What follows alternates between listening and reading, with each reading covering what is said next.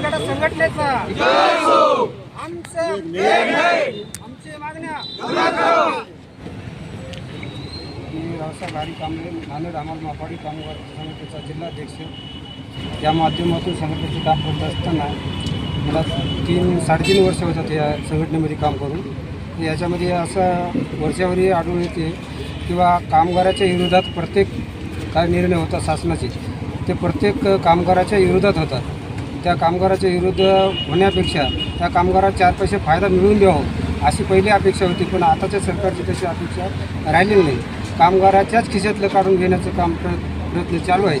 तर त्याच्यासाठी हे नवीन जे GR काढला ते टोटल कामगाराच्या विरोधात आहे। आणि आता जे थेट वाहतूक केली, थेट वाहतुकीवाले का आता शासनाच्या माथाडीचे कामगार आहेत, माथाडीच्याच कामगाराने काम केलं आणि त्यांची मजुरी व ढेबी आतापर्यंतही त्यांनी भरली नाही। तर त्या ठेकेदारावर आतापर्यंत DSO यांनी आतापर्यंत कुठलीच कारवाई केली नाही आणि कुठलीच काही केली नाही। हे DSO कुठंतरी आलेलं आहे असं आमच्या मनाला वाटते आणि हे निर्णय शासनानं ताबडतोब घ्यावं। कामगाराचे प्रश्न ताबडतोब जिथल्या तिथे जेव्हाच्या तेव्हा सुटायला पाहिजे, या पद्धतीचं आमचं आंदोलन चालू आहे। 1969 साली असुरक्षित कामगारासाठी विचार करून शासनानं माथाडी कायदा नेमला।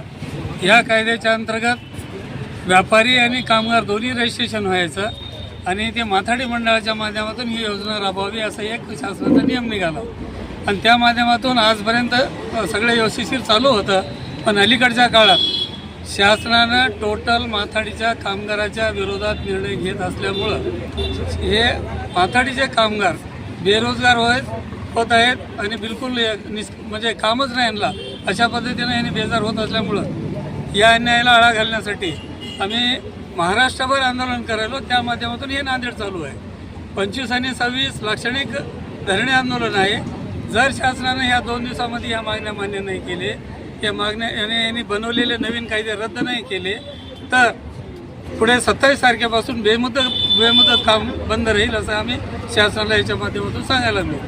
दुसरी गोष्ट, हे नवीन टेंडर नवीन पद्धतीनं काढून ते गुत्तेदार लोक कुठले भेटले त्या मजुराच्या हातानं काम करून घ्यायला लागलेत। माथाडीचा कुठलाही संबंध नाही अशा पद्धतीचं ते धोरण योजना राबवायला लागलेत। म्हणजे गुत्तेदार लोक, त्याच्यावर आळा घालण्यासाठी शासनानं एकदम कडक बंदोबस्त करावा, त्याचा निर्णय कडक घ्यावा। माथाडीच्या कामगाराच्या माध्यमातूनच काम झालं पाहिजे असा निर्णय घ्यावा, या उद्देशानं आमचं हे आंदोलन चालू आहे।